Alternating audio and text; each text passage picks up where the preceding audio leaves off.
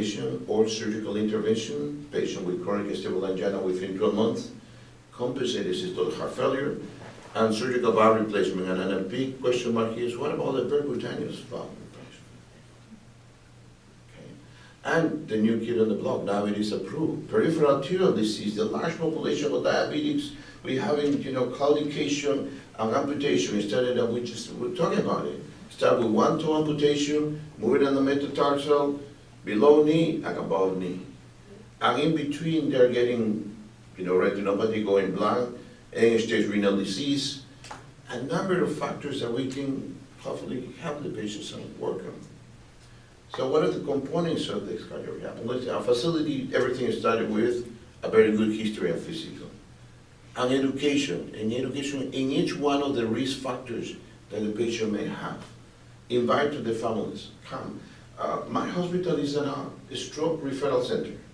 A stroke and coronary heart disease has a lot of overlap. So we have learned a lot from our stroke colleagues, the neurologists, in which they have a magnificent education programs, and I will share that with you too. So we address these issues. First, medication adherence. I invited Dr. French from Harvard UCLA. I don't think he made it, but Dr. McKay, the chief of cardiology at Harvard UCLA, they announced that analysis of the patients being discharged with heart failure. About 60% had compliance only the first 30 days after discharge. And after that, it's open to the best guess. For multiple reasons. Whether he had an appointment to the primary care and it was missed, whether he had enough medications to go home with. But medication adherence was one of the major leading causes of readmission for heart failure and for coronary artery disease. And not only that, because medication needs to be up-titrated. It's not only that the patient gets the right medications, initially discharged with very low dose, and then medication, most of them have to be titrated up to the maximum tolerated dose. The stress management, and you have been addressed already here, I mentioned, we have a very strong psychology service. And every patient gets a psychology evaluation. And for that, I will share later how that was achieved in our institution.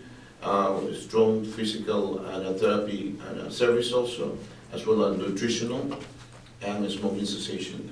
This is something that I got a little bit surprised. At least in the county of LA, we have a maximum of 15% real smokers. It's lower than the national average, but that's what we're seeing. So we haven't have major issue with smoking cessation. It's only about 15% of the patients that we see that have a real hard time quitting smoking. So for each one of these interventions, initially the baseline is recorded, where they are, by different methods, 6-minute walking test, modify stress test, you name it, multiple, and we get what is it. And from there we get an estimate of what is the amount of activity that need to be increased periodically. And we set a goal, and the goal is shared with the patient. And the patient is educated about getting his baseline vital sign recordings, to recognize his early symptoms and not to overdo it, especially at the beginning. We use what is called the board scale from 1 to 20. When they reach 14, tell them, listen, you know what, you feel okay and you want to keep going. No, relax. Stop, rest, 2 minutes, check again, and then you go. In that way, they don't reach the point in which they are fainting, having symptoms of dizziness. And for this requires a lot of coaching. And a very strong physical therapy service is needed for that. Same goes for dietary education. In our system, occupational therapists invite the entire family, and they cook with them, and provides a very healthy way how to prepare meals that are similar in flavor compared to what they normally use, and try to educate and we go one by one of this. In the psychological assessment, they receive survey to see whether the patient has mainly anxiety, has depression, which is very common, how to do stress management from group therapy to individual, trying to reach this intermediate outcomes for the long term to have an improved physical fitness, social capacity, and quality of life, and well-being, feeling that they have a reduced cardiovascular events, hospitalization, mortality, and adverse events. Hopefully without reducing the cost and use of resources. Cardio rehab is divided in phase 1, phase 2, and phase 3. Phase 1 starts on the day that the patient gets admitted. When we get a call, patient comes after an acute myocardial infarction and undergo with a percutaneous or surgical revascularization. We approach the patient, and on that day we start education first. We don't put it on the treadmill immediately. The main thing is we have a great nurses that teach the patient about the disease, anatomy of the disease, physiology of the medications, what are the changes that are happening, and trying to involve the patient and the family members as much as possible, trying to answer all the questions that they may have, making it safe for them to go home as soon as possible. Okay. Phase 2 starts 2 to 4 weeks post-discharge, and that is enhancement of what they learn as an inpatient, or if they come for the first time being enrolled as an outpatient, then we go for the same process, education. And phase 3 hopefully is like Dr. Emmons for life, and you create bonds, and I'll tell you how we motivate our patients to go in. Everybody goes through this research certification. And the main reason we do this, and first because a lot of our physicians had a little bit concerned about how you're going to put the patient on the treadmill. You know, we just removed the catheters yesterday or a couple hours ago. If the patient had an ejection of 50% or more, we don't need telemetry. So that saves a bed. Not telemetry. If he goes to regular bed, the cost is already reduced. Okay. Or if we step down to a regular bed. Okay, the patient had less than 25%, then we will require 1 or 2 days additional, and in order to get a very clear individual treatment plan when it comes to physical activity. And this is the major objectives of phase 1. Again, we're going to repeat this over and over. Patient and family education. This cannot be done just by talking to the patient, and educate through risk modification. Also, educating the patient about there is no gain in being sedentary. It is possible and it is safe. Okay. When the patient goes home, enough physical stamina to conduct the activities and safely daily living and activities. Okay. This is what we share. Of course, in lay terms. It has anterosclerotic effects, psychological, antithrombotic, and all this. And all this is well known in basic physiology. And this cardioprotective effects in lay terms is explained to the patient and family members, encouraging to be more active. Okay. A strong nutritional education. And again, as I mentioned, our OT service, and I even cook along with them. And this is plant-based.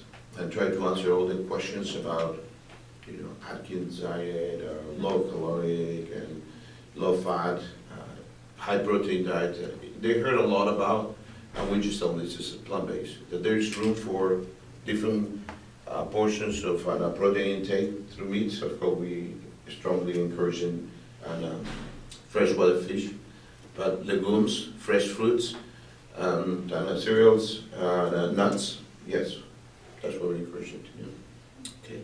Smoking cessation, picture is worth 1,000 words, it's been said. In this one, we try to explain in lay terms. I chose this image because it's more, but this is a patient with an acute occlusion of a coronary artery. This is LAD, this is the circumflex. This person smokes. This is another patient who has similar lesion and the same baseline characteristics, but this patient is non-smoker.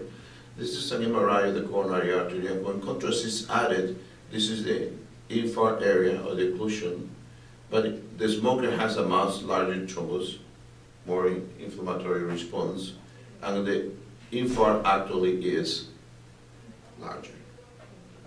And sharing many times actual videos and audiovisual aids to lead that the patient gets a better understanding. And we count for stress. I mean, we use something similar to this also.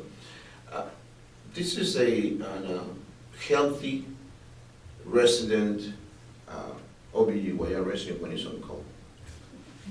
Volunteer to have a Holter monitor, and you can see here is 1:36 and 10 seconds in the morning. I mean, he's taking a break in the call room. Then the phone rings and gets a patient that is arrived to the emergency department and probably will need an emergency C-section. Within 30 seconds, she's gone from bradycardia about 60 beats per minute to about 120 double. And you can see the segment changes and the T-wave inversions.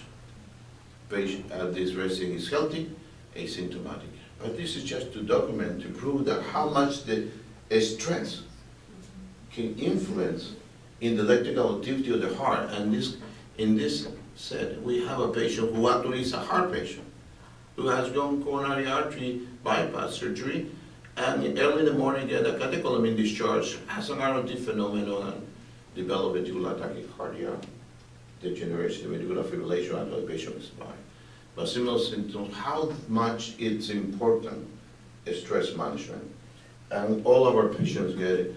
And those are fit the indication for category headache and psychological evaluation and individual treatment plan recommended for that. And those that are with significant depression get referred to psychiatry. Dr. Aranguri, before you leave that slide, I'm really not understanding what you're saying about stress and this sudden cardiac death. Oh, well, stress can lead to a sympathetic discharge. And with that, catecholamines are hormones that can act on the terminal endings, nerve endings in the coronaries and produce vasospasm. And by producing vasospasm, produces ischemia and an imbalance between the supply and demand.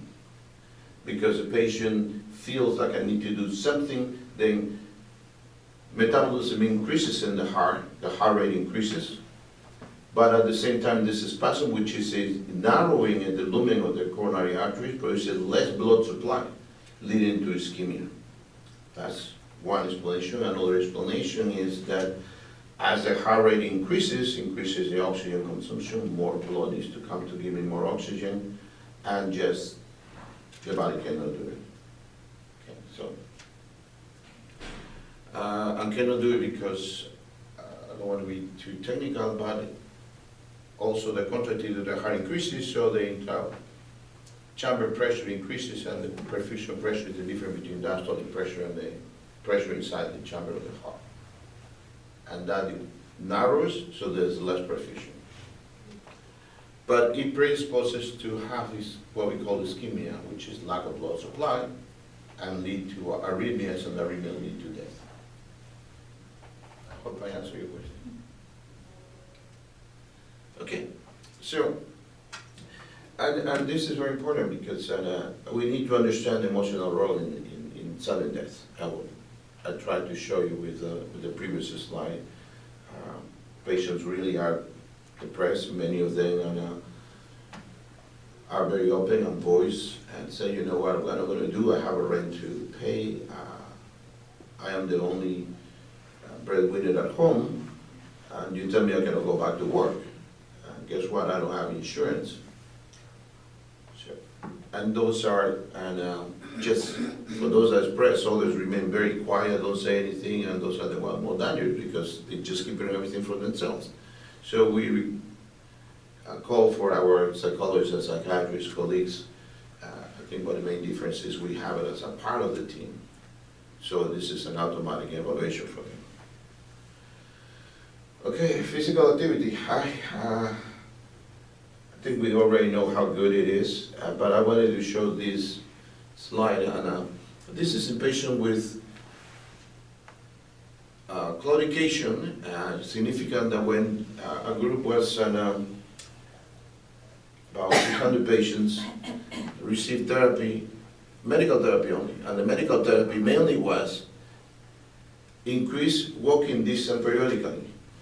And the other half of the group went to surgical intervention, a bypass, femoral popliteal or iliofemoral. And at the end of the study, the distance walk was similar or equal, with no statistical difference between those that underwent surgery and those that just went medical therapy with control of the underlying comorbid conditions and increase and a walking distance periodically under a prescribed exercise.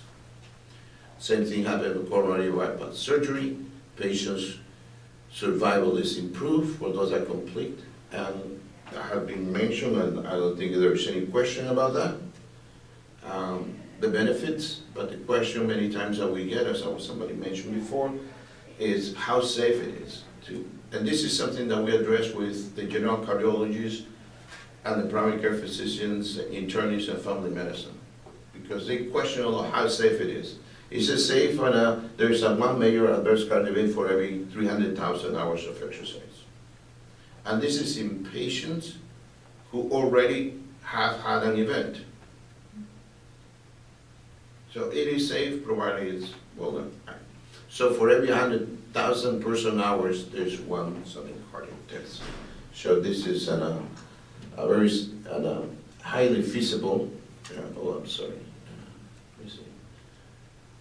And we just said that hopefully that will increase the facility which our colleagues feel to refer patient to us. And I will address a little bit more in the next slide.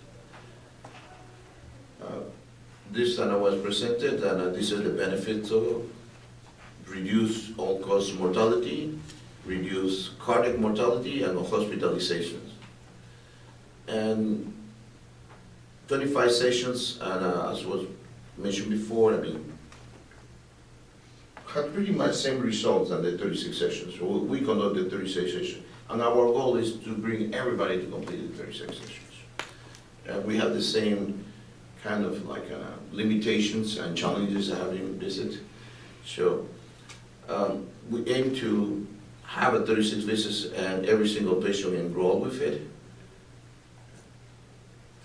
But unfortunately, so far, and this data has been shared before, only 20-25% of the patients participate.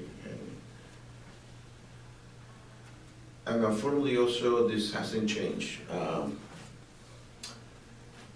This data is very similar, only in the 20s referral rate, and it's almost a picture of the 1989 publication that it was in the 20s referral rate. So 30 years later, we're still pretty much about the same referral rate. And also our surgical colleagues have done a little bit better job. Bypass surgery gets referred 31%. In our facility, this is what we have done. We have conducted every single sister facility and the heads of the services, but we discovered something that usually you talk to the head of the service, he sends the notice for everybody, but actually are the residents and the PAs that are discharging the patients that are the ones who had the best opportunity not to miss a referral. So we have established our own PA coordinator that contacts all the discharge providers in the other facilities and maintain a relationship, whether it's a phone call, whether it's an email or a message, say, you know what, you have a patient, don't forget, we can do it. And for us, that's the way it has worked better. Also, other participants are minorities, minorities, women, elderly, and also already we mentioned about the co-payments. 36 visits, if you have a $10 co-payment, becomes a significant amount. We've been trying to work with some of the plans to try to reduce it. And the geographic variation, so right now we are referral center to receive from San Fernando Valley to Long Beach, everything between, and many patients live several miles away, and with the traffic in LA becomes a real challenge. That's what a cardiac home base and rehab can can really help. To address this and a failure to referral, first we start with our own facility, run rounds first with the physicians, then a special EAT service and a session for all the nurses, especially for the rehab unit. Encourage the nurses to also be part of this team, that they feel like they are members of the team and they're making a difference. PAs, nurse educators, in addition to at least 2 run rounds, and then special run rounds for individual departments, like internal medicine and family medicine. Okay. Try to address this, and also at the same time with our coordinators for patients, not because of whether they're insured or not, but just whether they're medically indicated or not. From the staffing, it was a major challenge. To make this happen, you need a program director, a coordinator, educator, physical therapists, psychologists, and nutritionists. It's a large team. But that's the only way to ensure that. And the first thing is you need to convince your hospital. You have to make the hospital support you, otherwise it won't happen. Physicians are already with very set time, 15 minutes per patient, and move on. And our surgical colleagues, for every day that they stay extra in there, then it becomes a little bit for them uneasy. They make it uneasy, feel, you know what, they're going to say that I keep my patient 8 days after cabbage. No, you have to go home on day number 5. So you have to have your hospital to support you. And the way we did it is that convince our administration to make cardiac rehab a priority. And once that happened, then we got the support of the rest of the services. Okay, again, identify and nurture. In this case, we receive referrals from Harvard, UCLA, and LA County, USC. That's our major referral centers. And we reach out as far as Olive View Medical Center and our neighbor Martin Luther King. So that is a communication in which the program director constantly is reaching out and reminding everybody. But more importantly is the person who makes the discharge. That's the person we don't have it still in the one solution that have been published in other systems is make it the automatic electronic order when the patient meets the criteria for the diagnosis. Then you have to explain why you didn't order. You have to check it out. But we are not there yet. So we just depend on communications. Okay. How we motivate the patients? When the patient gets discharged, we give them a scale. That is the first, kind of like a bonus for agreeing to participate, get a scale, get education, how to check the weight. And as the patient completes the first 4 weeks, and we give them a blood pressure monitor. And so on, then becomes a pedometer. And when they graduate, we have a wellness center in our facility, and the membership is $10 a month. It's a very nice, like an YMCA type of setting. So when they graduate, we give them a 1-year membership as a motivational bonus for them to complete, trying to keep them. And to be able to send all this message, you need a real, with nurse educator or a PA, somebody can constantly be reaching out to the patients, telemedicine. We already touched about this. We have to take our colleagues to be part, to convince them to be part of it. Okay, and this one is very important. The first session has to be scheduled, not like it will be scheduled. No, patient go home with a date and time for the patient to come and have the first session. We talk about our hospital day. The priority and the top. Okay. Despite that, only 20-30% people participate in cardiac rehab, most of them at the surgical. For us, being language limitation, a large number of our patient population are non-English speaking, so we have been able to translate all the educational material to Spanish have a bilingual personnel that can do the education also in Spanish. Okay. And address these issues individually. Everything is about individual treatment plan. And also for that we have used a system, it's called a mentor session. We learned that from our neurology colleagues. A stroke, they have a patient who has suffered a stroke, and he comes and talks to the patient who the first time had a stroke, and share with them their experiences, their challenges, and how they were able to overcome. In this case, we are selecting patients who had a cardiac event, inviting and share their story in their own words, how they feel so hopeless, and little by little now they feel like they're in control, now they come and share the ways to overcome it. Okay, with that we have a very little numbers. It's our second year, but we have readmission rate reduction, especially in acute coronary syndrome and heart failure, less emergency department visits, and functional capacity improvement. I chose that to show you how we are. And at the present time, patients have a 58% improvement. Okay, and this is what we chose for a measure form. This is a performance measure that we will share with the administration and see how successful we are in enrollment, in attendance, and graduation. Okay, and this is the evidence. Remember, can be reduced in mortality by 20 to 25% over 3 years. This was, again, mentioned by Dr. Aldrich in 88, 89, and the same thing came in 2009. So still there. Thank you.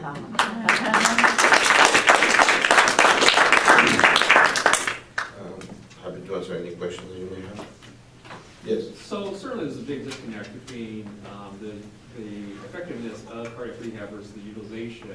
And you mentioned many things that, many barriers and things like that, and many systems that we could improve on.